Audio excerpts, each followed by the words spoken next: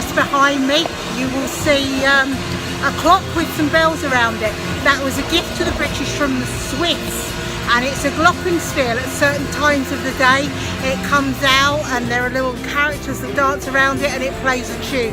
It's also really noisy here on Leicester Square.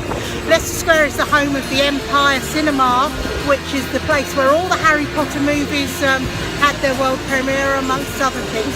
But anyway, back to my cool glockenspiel behind me. This is just a reminder to use your timer. Your timer is your friend. Use it for absolutely everything.